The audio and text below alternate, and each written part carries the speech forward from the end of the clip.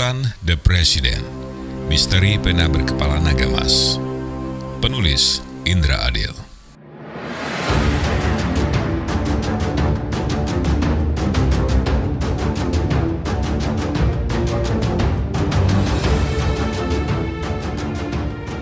Bab 29.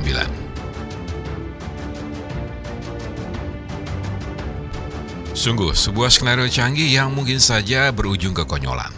Pada saat semua orang disodorkan dua tokoh nasional terkenal oleh partai-partai terkenal, sebuah kelompok tak dikenal, terdiri dari orang-orang yang secara politis juga tak dikenal, berkumpul hanya dalam beberapa bulan, akan menyodorkan seorang pemimpin yang tak pernah dikenal, apalagi sebagai tokoh politik.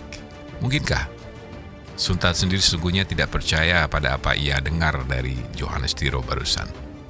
Bagaimana Tuan yakin akan mampu mengorbitkan saya untuk menjadi Presiden Republik Indonesia? Tanya Sultan.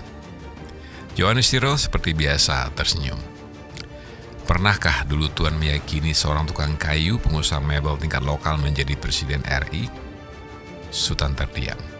Pernahkah dulu Tuan meyakini seorang hitam, cuma seorang aktivis LSM tidak dikenal secara nasional apalagi internasional, menjadi seorang Presiden Amerika Serikat? Sultan kembali terdiam. Semua hal saat ini tidak ada yang tak mungkin, apalagi di Indonesia. Tak ada yang tak bisa dibeli di negeri ini. Saat ini kami sudah membeli 3 partai yang jumlah elektoralnya sudah melebihi 20%. Artinya mereka bisa mencalonkan seorang Presiden RI untuk tahun 2019 ini. Jadi sebagian dari partai-partai yang saat ini dikenal sebagai pendukung calon presiden yang telah ada, yang telah mengerucut hanya kepada 2 tokoh, sudah ada yang bersedia untuk mencalonkan Tuan menjadi Presiden RI. Ya, yang 3 partai kami beli itulah. Bahkan kalau kami mau beberapa partai lagi bisa kami beli, tapi tentu saja tidak perlu. Lebih baik dananya kita gunakan untuk kampanye. Kami telah menyiapkan 10 triliun untuk ini semua. Apa yang saya dengar? Kami telah menyiapkan 10 triliun. Sultan terduduk meskipun ia sedang duduk.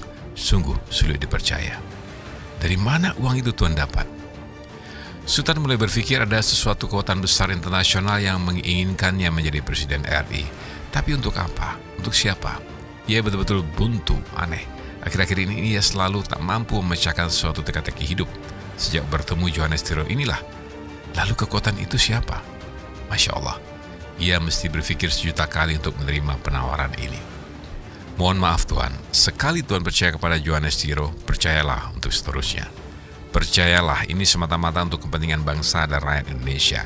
Untuk hal itu, 10 triliun bukan apa-apa. Lebih dari 50% adalah dana saya pribadi, selebihnya dari teman-teman para Taipan yang hadir dalam pertemuan kita kemarin itu.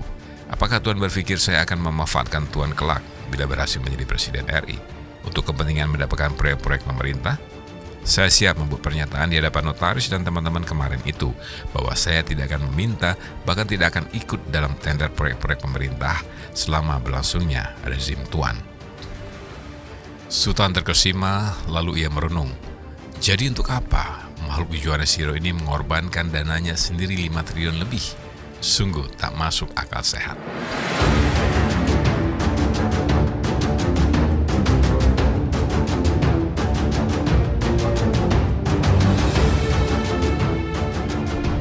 Bab 30.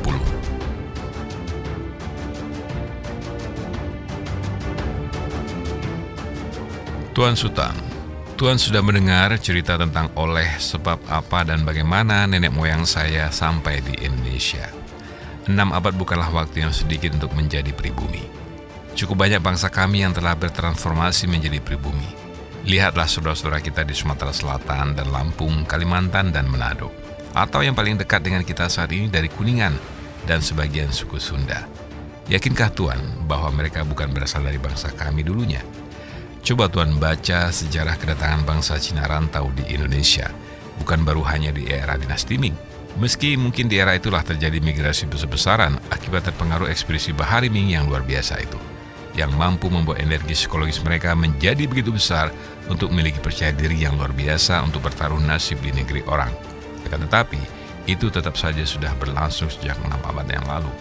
Bagi kami yang masih memiliki fisik sama atau sangat mirip dengan moyang kami dulu karena pernikahan sesama ras dan masih menggunakan nama-nama asli moyang kami, apakah tidak berhak disebut pribumi sebagaimana saudara-saudara kita di Manado, Sumatera Selatan, dan Kalimantan? Sultan betul-betul selalu disekakmak oleh Johannes Tiro. Tak sekalipun ia bisa membalas, padahal ia yang dibutuhkan mereka. Sultan sudah mengungkapkan jawaban tadi, tetapi pertanyaan sama tetap saja menghujam nuraninya yang paling dalam. Jadi tak usah saya ungkapkan lagi bahwa semua pengorbanan ini adalah karena rasa cinta saya yang sangat dalam kepada bangsa dan rakyat negeri yang saya cintai ini. Dan saya yakin dengan nama Tuan yang sudah dikenal baik oleh belasan juta anggota koperasi Tuan, 5 triliun saja sudah terlalu besar rasanya untuk menjual Tuan. Tetapi untuk amannya, kami telah sediakan tunai 10 triliun, siap digunakan.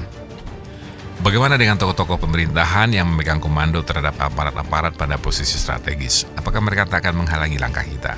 Tak usah Tuan khawatirkan, mereka semua telah kami jinakkan dengan cara yang sama dengan menjinakkan tokoh-tokoh partai politik. Sultan tercekat, sedih, dan prihatin. Begitulah karakter tokoh-tokoh kita saat ini, berkat pembinaan yang telah dilakukan oleh bandit-bandit ekonomi barat dan harus saya akui juga oleh pengusaha-pengusaha keturunan sejenis saya ini. Rezim Tuanlah kelak yang punya kewajiban memperbaiki kembali nilai-nilai kehidupan bangsa ini. Nilai-nilai luhur seperti kejujuran, pengabdian, kesetiaan, kesantunan, kebersamaan, dan karakter terpuji lainnya. Sultan tetap terpukau. Adakah di antara kami yang mengaku pribumi ini memiliki rasa kebangsaan seperti yang dimiliki oleh Johannes Tiro? Rasanya sulit dicari. Johannes Tiro dan kawan-kawan sangat siap menghadapi Pilpres 2019 ini. Dia menguasai semua lini, mulai dari partai, aparat, ormas, intelektual, media mainstream seperti TV, koran, majalah, radio, dan bahkan kantor-kantor berita media sosial yang jumlahnya ratusan. Sungguh persiapan yang sangat matang dan lengkap. Untuk kalangan kampus, Johannes Tiro telah mendapat info yang sangat valid. Meski Sultan tidak lagi aktif di kegiatan-kegiatan LSM dan aktivitas kemasyarakatan, Sultan masih punya banyak teman di sana. Sultan bahkan sering membantu dana untuk hampir semua kelompok aktivis atau kegiatan kemahasiswaan di kampus-kampus terutama di Jakarta, Bogor, dan Bandung. Meskipun yang Sultan lakukan itu selama ini tidak bermaksud dengan tujuan seperti ini. Kini artinya praktis semua lini sudah tergarap, meski tidak berarti secara masif, tetapi jaringan tim yang dibentuk Johannes Tiro ada di semua lini, aspek sosial dan kemasyarakatan. Tampaknya proses pemilihan Presiden RI 2019 tinggal basa-basi saja bagi Johannes Tiro dan kelompoknya. Setidaknya kelompok Tiro lebih siap baik secara finansial, jaringan sosial, dan dukungan intelektual.